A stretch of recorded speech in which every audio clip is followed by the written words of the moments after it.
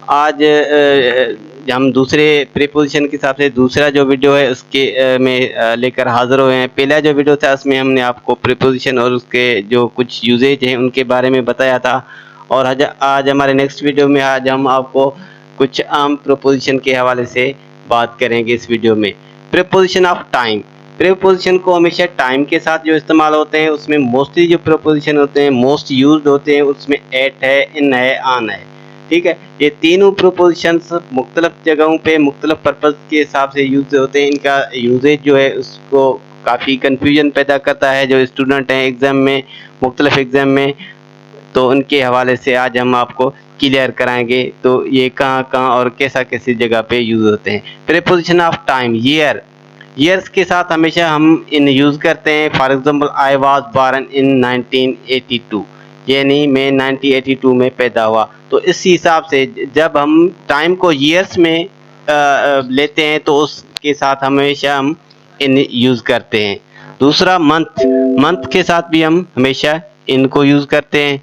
तो इस तरह से for example the wedding will be in April, तो इसी सेंटेंस में आपने देखा इन यूज़ हुआ होता है। उसके हिसाब से अगर वीक्स की बात हफ्तों में टाइम को बात की जाए तो उसमें भी हम इन ही यूज़ करते हैं। We are in the 6th week of the semester, यानी कि हम सेमेस्टर के 6ठे वीक में हैं तो भी हम इन यूज़ करते हैं।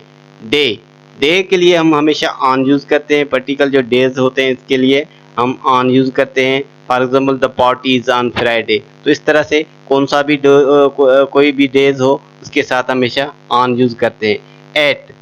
एट को हम हमेशा जो एग्जैक्ट पॉइंट ऑफ टाइम के लिए यूज़ करते हैं। For example arrive at 3 PM, यानी कि इसमें हम एग्जैक्ट टाइम की बात कर रहे होते हैं, 3 PM, 4 PM, 11 PM, तो इस तरह से हम इसके साथ हमेशा एट ही यूज़ करते हैं। और नाइट जो टाइम होता है उसके लिए भी हम एट ही यूज़ करते हैं। इसके अलावा जो डेडलाइन होते हैं इसमें हम जो है वो no matter of time frame use करते हैं। कोई भी टाइम फ्रेम यूज़ नहीं करते, इसमें बाय को यूज़ कर सकते हैं। इस तरह से जैसा कि with due dates, your papers are due by PM Tuesday अप्रैल।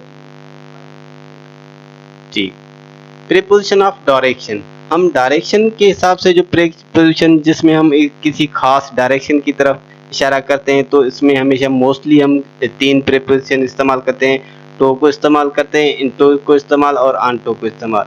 तो इनका मुख्तलिफ इस्तेमाल मुख्तलिफ जगहों पे मुख्तलिफ होता है।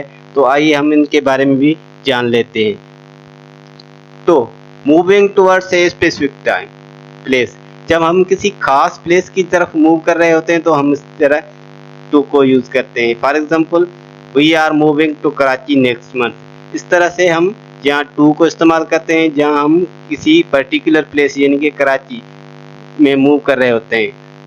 Ali flew from Karachi to Dubai, इस सेंटेंस में भी हमने देखा को टू को यूज़ किया जाता है किसी पर्टिकुलर प्लेस यानी दुबई के स्पेसिफिक प्लेस की जब हम बात करते हैं तो हमेशा टू को इस्तेमाल करते हैं। शी वॉक्स टू स्कूल, तो स्कूल एक स्पेसिफिक प्लेस है, वहाँ भी हमने टू को यूज़ करते हैं। और इनटू, इनटू का इस्तेमाल कहाँ होता है इसके बारे में हम जान लेते हैं।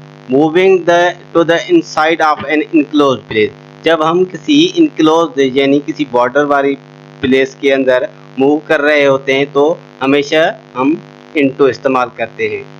और इनटू कभी कभार ऐसा भी इंटरचेंजेबली एक दूसरे की जगह भी ले सकते हैं, तो मीनिंग में कोई फ़र्क नहीं पड़ता। इसी हिसाब से कभी कभार दोनों यूज़ साथ में होते हैं और मीनिंग पे कोई भी फ़र्क नहीं पड़ता। For example the dog jumped into the pond, इस सेंटेंस में इनटू भी इस्तेमाल होता है, the dog jumped in the pond, ये दोनों सूरतें इस्तेमाल हो सकती हैं। इसमें मीनिंग पे कोई फ़र्क नहीं पड़ता है।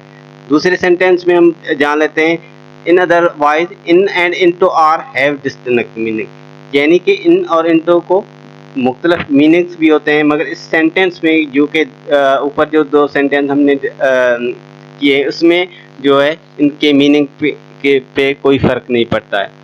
Rosa poured water into the cup, इस सेंटेंस में हमने देखा कि रूसा जो है पानी कप में डाला, तो इसमें एक्शन एक सेंटेंस है, तो इसमें हमेशा कोई चीज़ अगर मूवेबल हो इन एक्शन हो तो वहाँ हमेशा हम इनटू को इस्तेमाल करते हैं। The water is in the cup, यानी कि हम इसमें वाटर की पोजीशन बता रहे थे। पिछला जो सेंटेंस है उसमें हम उनकी मूवमेंट बता रहे थे, तो हमने इनटू यूज किया, और जब इसकी पोजीशन बता रहे होते हैं तो इनको हमेशा इन ही यूज होता है। Preposition of direction, preposition of direction क्या है? जो हमें डायरेक्शन बताते हैं। फॉर एग्जांपल किसी खास डायरेक्शन की तरफ इशारा करते हैं तो हम वहाँ टू, इनटू, ऑनटू इस्तेमाल करते हैं। ऑनटू, ऑनटू कहाँ पे इस्तेमाल होता है? मूविंग टुवर्ड अ सरफेस, यानी कि हम किसी सरफेस पे, किसी सतह पे मूव कर रहे होते हैं तो हमेशा हम ऑनटू इस्तेमाल करते हैं। On and onto can often be used interchangeably and still keep the meaning of sentence the same. कभी कभार ऐसा भी होता है कि ऑन और ऑनटू दोनों साथ में इस्तेमाल होते हैं, दोनों ही इस्तेमाल हो सकते हैं। इस सेंटेंस के मीनिंग पे कोई असर नहीं पड़ता। For example the book fell onto the floor और the book fell on the floor, ये दोनों सूरतें हम इस्तेमाल कर सकते हैं। इस पे मीनिंग पे कोई असर नहीं पड़ता। अदरवाइज देखा जाए तो ऑन और ऑनटू के अलग अलग मीनिंग्स होते हैं।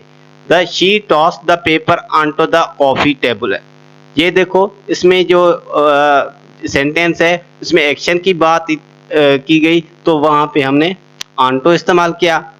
The paper are on the coffee table, यानी पेपर कॉफी टेबल के ऊपर पड़े हैं। तो इस पोजीशन में हमने पेपर की पोजीशन बताई, तो इसमें हमने जो है ऑन इस्तेमाल किया। जब किसी चीज़ की हम मूवमेंट बता रहे होते हैं तो वहाँ ऑनटू इस्तेमाल करते हैं। जब पोजीशन की बात की जाए तो हमेशा ऑन इस्तेमाल की होता है। She turn the TV on to watch the show. Thank you हमारा वीडियो सुनने के लिए, बहुत बहुत मेहरबानी। हमारा चैनल को सब्सक्राइब करना मत भूलिए।